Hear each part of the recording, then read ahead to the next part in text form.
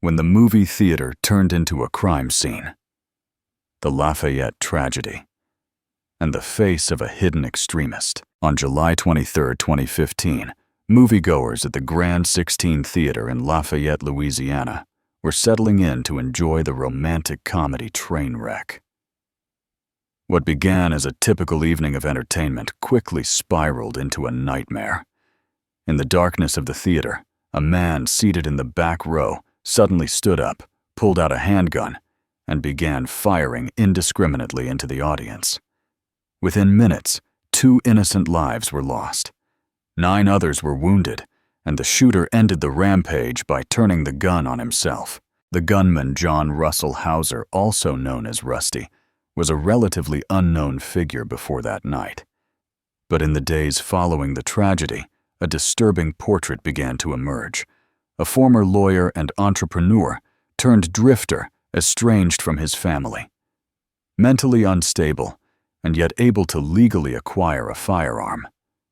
More alarming still were his far-right extremist beliefs. He admired Adolf Hitler, and domestic terrorist Timothy McVeigh railed against women and minorities, and left behind a trail of hate-filled writings online. What made the Lafayette shooting truly chilling wasn't just the act itself, but what it revealed: a deeply flawed system that allowed someone with a history of mental illness and violent tendencies to slip through the cracks.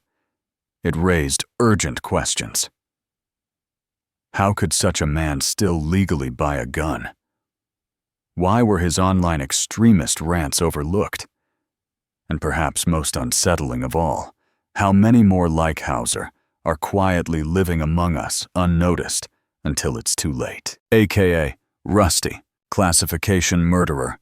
Characteristics: gunman kills 2, and himself at movie theater. Number of victims: 2. Date of murder: July 23, 2015. Date of birth: November 22, 1955. Victims profile: Macy Bro. Jillian Johnson. Method of murder: shooting, high point. .40 caliber handgun. Location: Lafayette, Louisiana, USA. Status: suicide by gunshot wound to the mouth, the same day, 2000. Lafayette. Shooting: on July 23, 2015, a shooting occurred at the Grand 16 movie theater in Lafayette, Louisiana. John Russell Hauser, age 59, opened fire during a showing of the film Trainwreck, killing 2 people and injuring 9 others before committing suicide. Shooting: the shooting occurred in Theater 14 during the 7:10 p.m. screening of Trainwreck, held at the Grand 16 movie theater in Lafayette, just 60 miles, 97 kilometers west of Baton Rouge. Hauser, 59, went to the theater alone, bought a ticket 10 minutes late into the movie, and sat for several minutes in the theater's second-to-last row. Including Hauser, there were 25 people in the theater and 300 people in the building. Hauser was armed with a high-point .40 caliber handgun and equipped with 2 10-round magazines. Shortly before 7:30 p.m., he stood up, pulled out the handgun from his pants, and started shooting indiscriminately while walking down the steps. Hauser fired at least 13 rounds and reloaded once. He killed 2 people and injured 9 others. The first 2 people he shot were sitting right in front of him. The shooting was contained to one theater. After the shooting ended, Hauser exited the theater through a side door and apparently tried to head for his vehicle, while blending in with survivors. However, upon noticing police sirens, he retreated back inside the building and fired 3 more shots at fleeing moviegoers. Then he committed suicide. Prior to the shooting, 2 police officers were already on duty at the 16-screen multiplex. 4 other officers responded to the scene in less than a minute after receiving a 7:28 p.m. report of the shooting. After witnessing audiences fleeing and hearing gunshots, they made their way in the auditorium. Upon entering the theater 2.5 minutes after arrival, they found Hauser dead from a self-inflicted gunshot wound to the mouth. His body remained inside the theater for several hours. After the shooting, it was found that he had a blood alcohol level of 0.1, while the legal limit is 0.08. Aftermath. Following the shooting, the other local Grand Theater was also closed, while the entire area was locked down as law enforcement officials searched for additional shooters. The Louisiana State Police, the Federal Bureau of Investigation (FBI), the Bureau of Alcohol, Tobacco, Firearms, and Explosives of the Lafayette Parish. Sheriff and Lafayette Police Department police participated in the investigation. Police believe the shooter acted alone, but have not confirmed a motive. Upon investigation, officials found that Hauser had been staying in a nearby motel, a Motel 6, and discovered wigs, glasses, and disguises. This led officials to believe that he intended on escaping before being cornered by police, leading to his suicide. Furthermore, he illegally switched his license plates near an exit door to the theater and in his motel room. On late Thursday night, the police investigated Hauser's car, a blue 1995 Lincoln Continental, and found 2 suspicious objects with wires inside. Fearing that the items might be an explosive, the police halted the investigation. On the morning of July 24th, they called the bomb squad, who blew up its windows and trunk. Similarly, investigators found 3 objects in the theater that they feared could be explosives and had them examined with a robot. An apartment complex behind the theater was evacuated as a precaution. The objects in the theater and in the car all turned out not to be dangerous. A search of the car later turned up more disguises. Investigators recovered a 39-page journal belonging to Hauser, which contained the name of the theater and the time and date of the screening of Trainwreck, along with random notes and observations. However, the journal did not provide a clear motive behind the shooting. Investigators were also studying posts he made online to determine a motive for the shooting.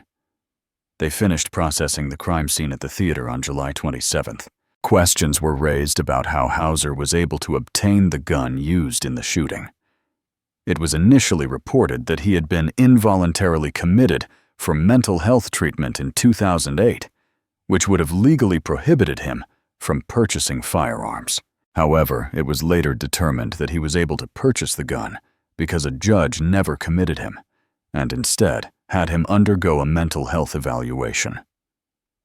Once the evaluation was done, medical authorities either had to release him, convince him to commit himself voluntarily for treatment, or petition a court to force him to undergo treatment.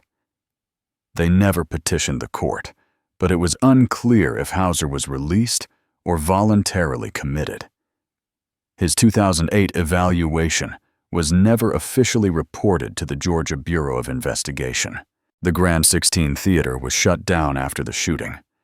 It reopened 4 months later on November 19th after a ceremony honoring the victims. On January 13, 2016, police released a 589-page report of the shooting and photos of Hauser's motel room. Perpetrator, John Russell, Rusty Hauser. November 22, 1955. July 23, 2015. Had a history of anti-government and far-right views, including those on race, gender, and the future of the U.S. Personal life. Hauser, who had been estranged from his family, was described as a wayfarer and a drifter. According to law enforcement, he was raised in Columbus, Georgia, and graduated from Columbus High School and Columbus Technical College. According to an online LinkedIn account belonging to him, he also attended Columbus State University and Faulkner University. Hauser owned a number of bars in Georgia. He once attended law school but dropped out. His last recorded residence was in Phoenix City, Alabama, where he purchased his firearm at the Money Miser Northside Pawn Shop in February 2014. In 2006, Hauser tried to get a concealed carry permit, but he was denied it due to his arson arrest and domestic violence complaint. Mental health problems. Hauser was said to have mental health issues, for which he was treated in 2008 and 2009. In 2008, Hauser underwent a mental health evaluation. According to his wife, he suffered from bipolar disorder. Hauser had some previous arrest and complaint records, including arson, domestic violence, stalking, and selling alcohol to a minor, although these records were at least a decade old. In 2008, his wife and daughter, along with his daughter's then-fiancé, and his parents issued a protective order against him during his mental health evaluation. The order cited his violent and erratic behavior and reasoned that he had tried to stop his daughter and her fiancé from marrying. Hauser's wife also hid his guns away from him for protection. After the order was issued, his family members apparently ceased contact with him. In 2020, when Hauser was faced with the threat of eviction from his home in Alabama, he booby-trapped the house by twisting out and igniting the gas starter tube in the fireplace after removing the logs in an attempt to make the house catch on fire. In March 2015, a week after his wife filed for divorce, Hauser called her and threatened her, then went to a retirement community where his mother lived. There, he threatened to commit suicide outside if she didn't give him money. The mother called Hauser's wife and was urged by her to have him hospitalized again. Instead, she gave Hauser $5,000.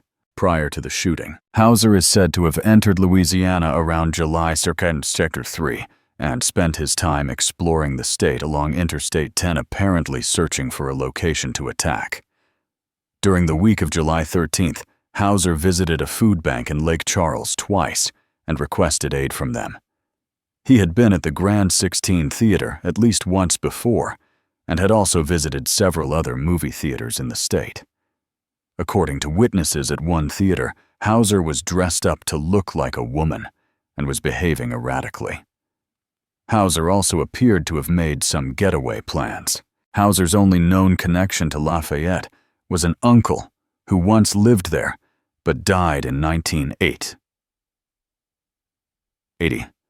It was believed by investigators that he was traveling to Texas, and Lafayette was simply a stopping point. On July 27th, The Hollywood Reporter reported that investigators believed Hauser chose to commit the shooting in a theater playing Trainwreck due to its feminist themes and characters, as well as its lead actor's Jewish background. Hauser was said to have been a misogynist and praised the actions of Adolf Hitler on online message boards. Victims: 2 women were killed by Hauser in the shooting. One died at the scene, while the other died at a nearby hospital. They are Matesy Bro, age 21, of Franklin, Louisiana, who died at the theater. She was a student at Louisiana State University. Eunice, and worked at the Coco Eros boutique. She died from a single gunshot wound. She was accompanied at the theater by her boyfriend Matthew Rodriguez, who was injured in the neck and in the armpit. Jillian Johnson, age 33, of Lafayette, who died at the hospital. She operated a gift and toy shop in Lafayette and played ukulele and guitar for a band called the Figs. She died from 2 gunshot wounds. She was accompanied at the theater by her friend Yulia Egedal, who was injured in the torso and suffered serious fractures. The injuries of the survivors ranged from light to critical and were inflicted either from gunshots and/or during accidents while fleeing. The victims' ages ranged from the late teens to their 60s. Among the injuries were 2 women who were friends and employees at a local high school. One of them, a librarian, jumped on top of the second woman, a school teacher, to save her life and was shot through the leg. Both women were ultimately shot, but the woman who was jumped on was able to stand up and pull the fire alarm. Also injured were the cousin of Louisiana Representative Charles Bustani and her husband. Goodall, the last victim discharged, left Our Lady of Lourdes Regional Medical Center on August 14th. One victim was shot 4 times. Responses to the shooting. Political response. Louisiana Governor Bobby Jindal traveled to the scene of the shooting and said he was praying for the victims. He praised the actions of law enforcement during the shooting. U.S. Senators David Vitter and Bill Cassidy of Louisiana Both released statements expressing their sorrow for the victims of the shooting and that they were praying for them. Authorities in Louisiana and Alabama criticized the lack of funding for mental health services in the U.S. following the emergence of Hauser's mental problems. Louisiana State Representative Barbara Norton stated that she is planning on drafting a bill to the Criminal Justice Committee she serves on, which would require all movie theaters in Louisiana to have a metal detector. Theater and film response. Amy Schumer, who wrote and starred in the film being shown as the shooting occurred, posted on her Twitter account, "My heart is broken, and all my thoughts and prayers are with everyone in Louisiana."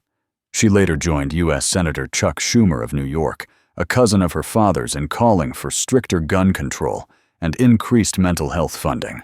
Universal Studios.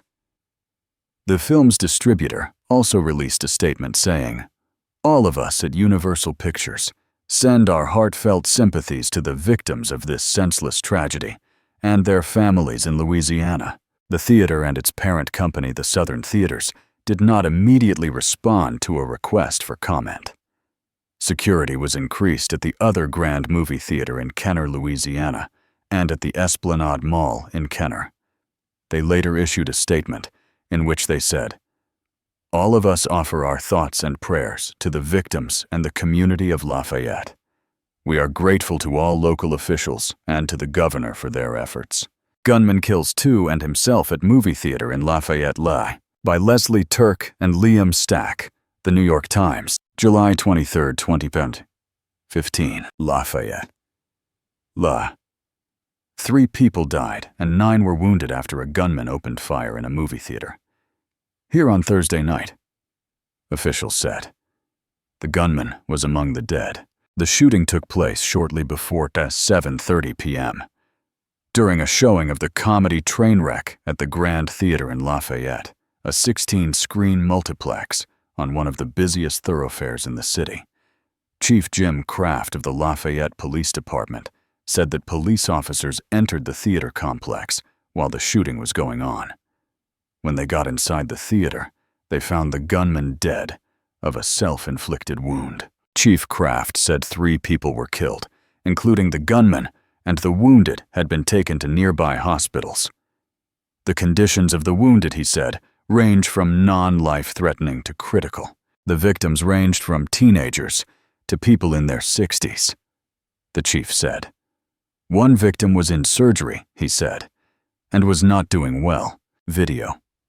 The morning after a shooting rampage in a Louisiana movie theater on Thursday, the police confirmed that 9 people had been injured, and 3 people, including the gunman, had died. Chief Kraft, who described the crime scene as pretty chaotic, said a handgun was used in the attack. He did not release the name of the gunman, and he said it was too soon to know his motive. The chief said the police had determined the identity of the gunman and found that he had a criminal history, but it looks like it's pretty old. Addresses in Louisiana and several other states had been found for the gunman, the chief said. Not sure that he is from Louisiana, Chief Kraft said. I think he's from out of state. Sergeant Brooks David of the Louisiana State Police said the gunman was a 58-year-old lone white male. The investigation inside the theater was briefly halted late Thursday night when the police found the gunman's vehicle and found what they said was a suspicious package inside.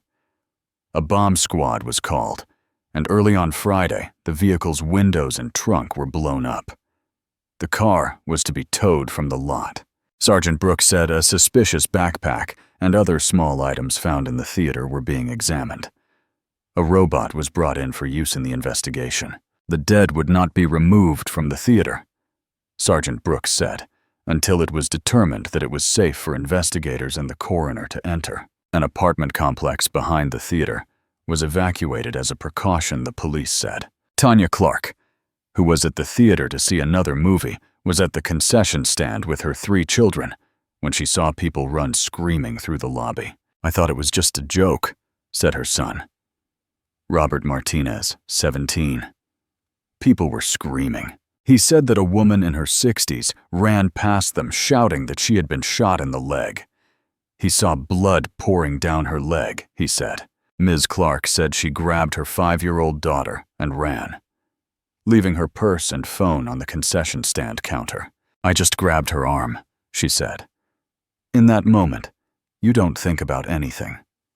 That's when you realize that your wallet and phone are not important. Paige Beerb, a moviegoer who was in a theater next to the one where the shooting took place, said, "We could hear people screaming next door.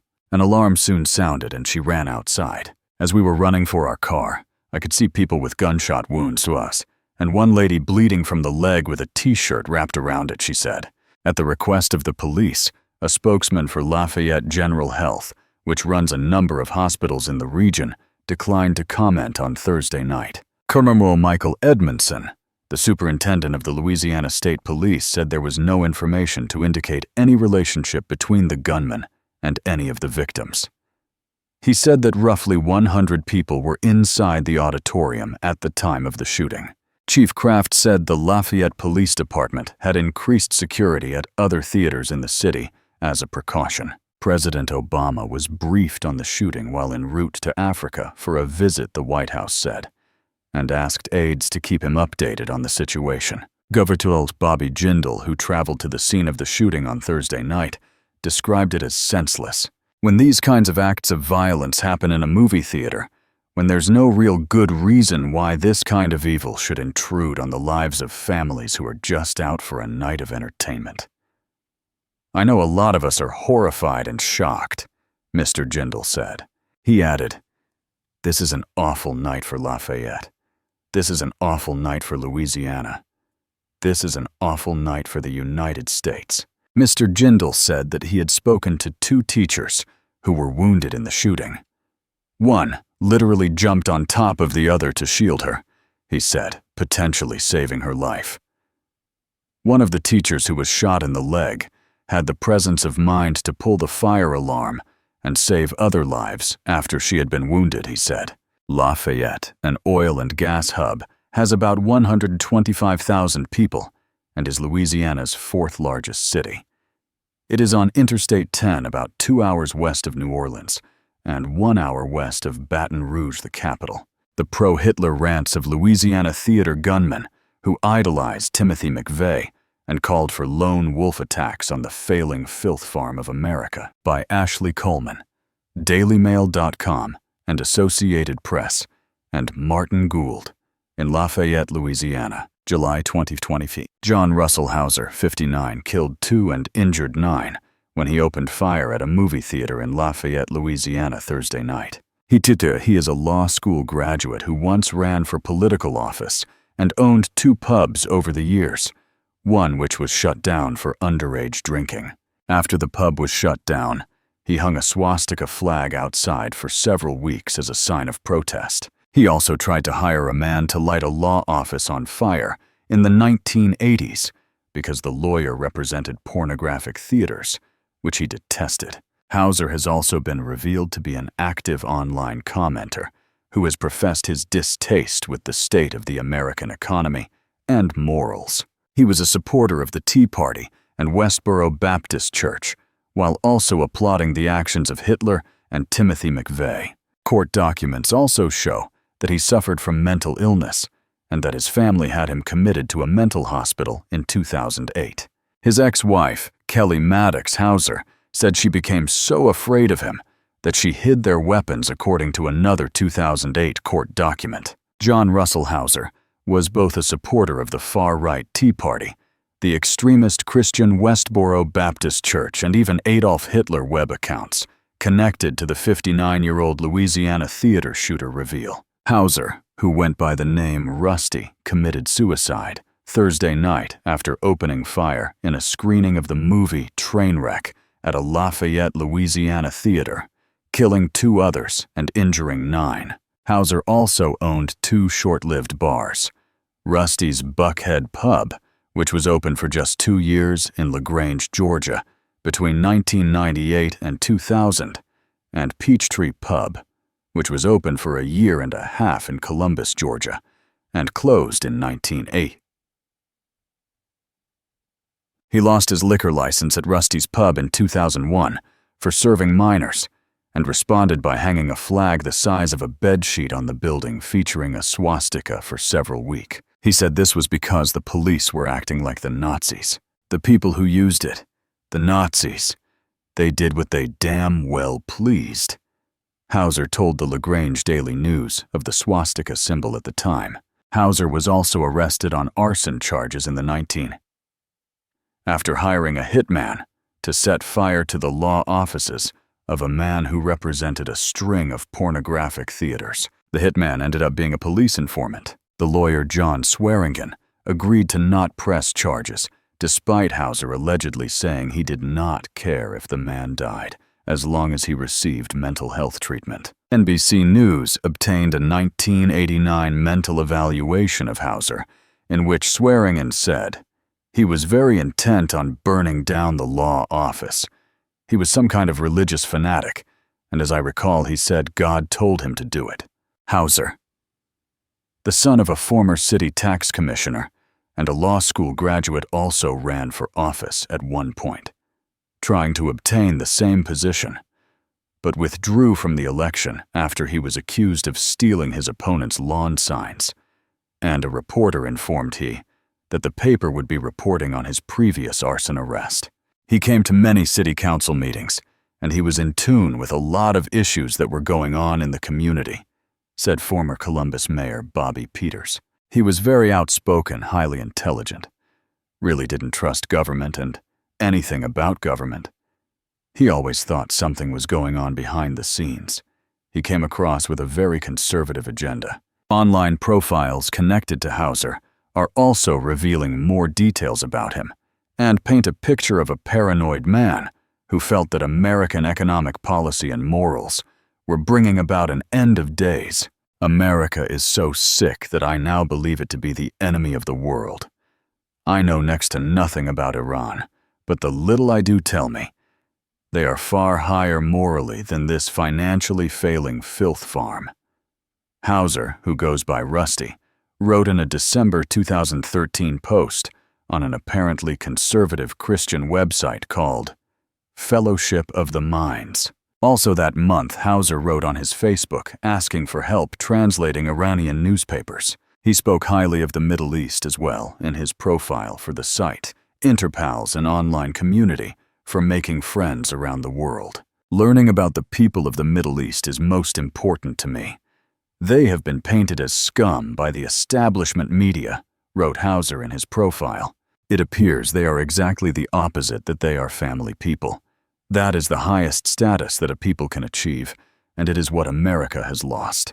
He said he was hoping to make friends with Middle Eastern people on the site. In yet another bizarre Facebook post, Hauser preached a strict adherence to the Bible while condemning America at the same time. "The Bible doesn't ask me to like what it says, only to obey it. Death comes soon to the financially failing filth farm called the U.S. Many of Hauser's posts dealt with what he believed to be an inevitable end of days, spurred on by disintegrating American morals. Commenting on a news story about a man who was found murdered at his deer processing business in 2013, Hauser wrote, "I am sincerely sorry for the loss of this fellow in the deer processing business. Most people over 50 in certain businesses are just as their parents were rock solid morally." But when he continued, the post took a turn. "I'm also sorry for what is to come for the other very few moral souls left in the entire U.S. I'm not sorry for the 90% immoral population, which will be meeting the same fate. Filth is rampant. That none have stood against it causes me to take rest in the worst, than Mad Max future which approaches," Hauser said.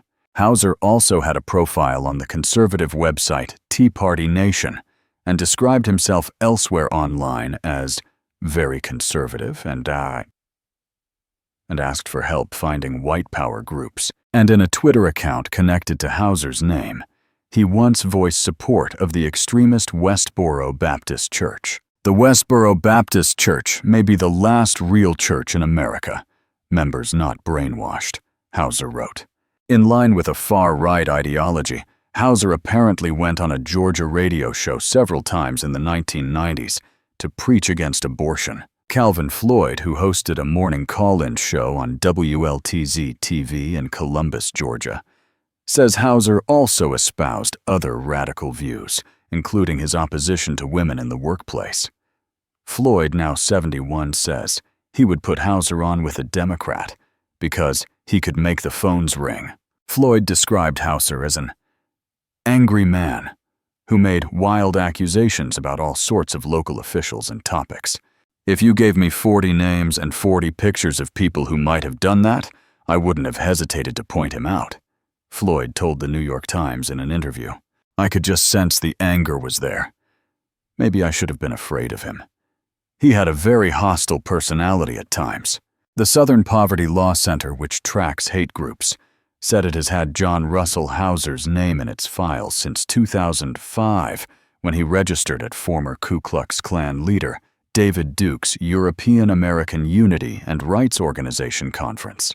In online forums, Hauser wrote of the power of the lone wolf and expressed interest in white power groups' anti-Semitic ideas and the anti-gay Westboro Baptist Church, which protests soldiers' funerals.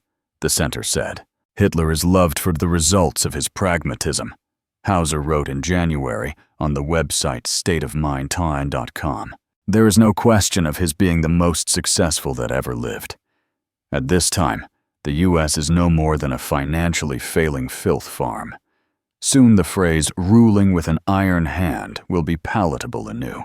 In another post on the Golden Dawn website, he said, It is a shame Tim McVeigh is not going to be with us to enjoy the hilarity of turning the tables with an iron hand. On another site he wrote, Here is something that is truly funny.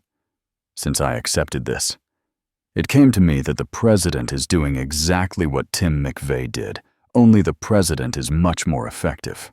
The way I see it, the faster he wrecks this nation, which in no way resembles what its founders envisioned, the faster working people with morals may reassume command. In that same thread, he also wrote, For the few who will understand this, it is my hope that you will see to one preparation for the coming downfall, which will be worse than a Mad Max scenario. That preparation is not storing up canned goods, munitions, etc., but to gather what will be necessary to put in your family's food to ensure a painless and certain death should the need arise. Court records have also revealed that Hauser's wife and family asked for a temporary protective order in 2008 against him for extreme erratic behavior and making disturbing statements. His wife also made a domestic violence complaint against him in 2000. The document said even though he lived in Phoenix City, Alabama, he had come to Carroll County, Georgia, where they lived, and perpetrated various acts of family violence. Hauser has a history of mental health issues, i.e., manic depression and/or bipolar disorder, the filing said. The filing says Hauser's wife, Kelly Maddox Hauser, has become so worried about the defendant's volatile mental state that she has removed all guns and/or weapons from their marital residence. The protection order was at least temporarily granted. She filed for divorce in March. The family members also tried to have him involuntarily committed in 2008 because he was a danger to himself and others, they said in court documents. A judge approved the order at the time, and Hauser was taken to a hospital in Columbus, Georgia. While he was at the Carroll County Sheriff's Office awaiting transfer to the hospital, Hauser said to his wife that once he got out of the hospital, he would continue his erratic as well as threatening behavior to try to stop his daughter's wedding. The filing said, It's still uncertain exactly why Hauser decided to target the crowd at the screening of Trainwreck, a movie about a young woman struggling with commitment, as he killed himself in the immediate aftermath. Authorities are investigating whether the gun was bought legally and whether it was purchased by Hauser. It is known that he was denied a concealed carry permit in Alabama in 2006, according to the sheriff of Phoenix City, where Hauser last had an address.